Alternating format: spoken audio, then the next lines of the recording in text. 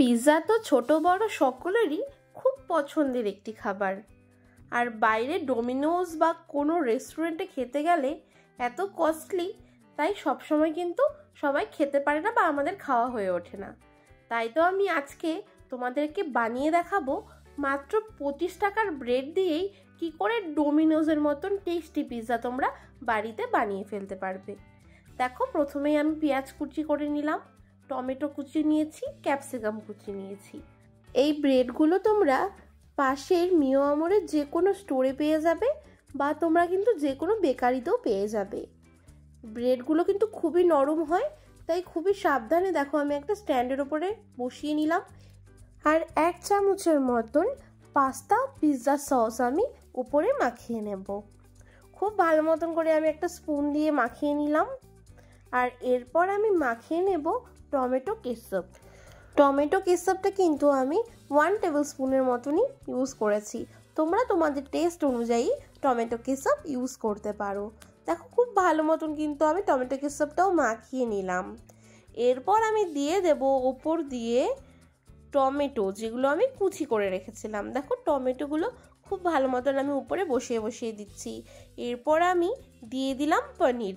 এখানে আমার 10 টাকার মতন পনির লেগেছে, তোমরা চাইলে পনিরটাকে স্কিপও করতে পারো। দেখো, পনিরগুলো টুকরো টুকরো করে আমি সুন্দর করে বসিয়ে দিলাম। আর পেঁয়াজগুলোও আমি টুকরো টুকরো করে রেখেছিলাম, সেটাও আমি ওপরে ভালো মতন বসিয়ে দিলাম। আর দিয়ে দিলাম এখানে ক্যাপসিকাম, যেটাও আমি আগের থেকে টুকরো করে রেখেছিলাম। আর এরপরে আমি দিয়ে দিলাম দেখো ওপরে চিজ। আমি এই রকম একটা চিজের কিউব নিয়েছি, এটা তোমরা বাজারে 15 টাকায় পেয়ে যেতে পারো।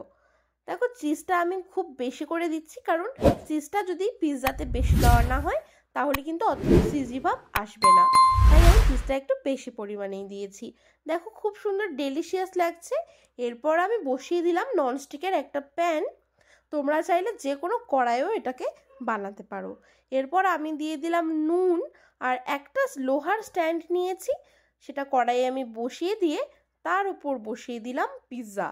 আর ওপরে আমি দিয়ে দিলাম অরিগানো, আর আমি দিয়ে দিলাম চিলি ফ্লেক্স।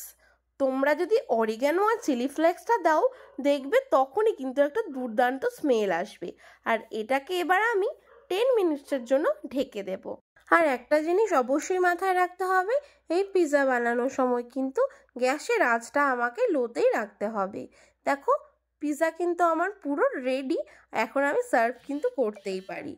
আর এই পিৎজার রেসিপি কি তোমাদের ভালো লেগেছে? এটা কিন্তু আমাকে কমেন্টে জানাতে ভুলবে না। আর অবশ্যই ভালো লাগলে লাইক, কমেন্ট আর সাবস্ক্রাইব করে পাশে থাকবে। আজকের জন্য টাটা।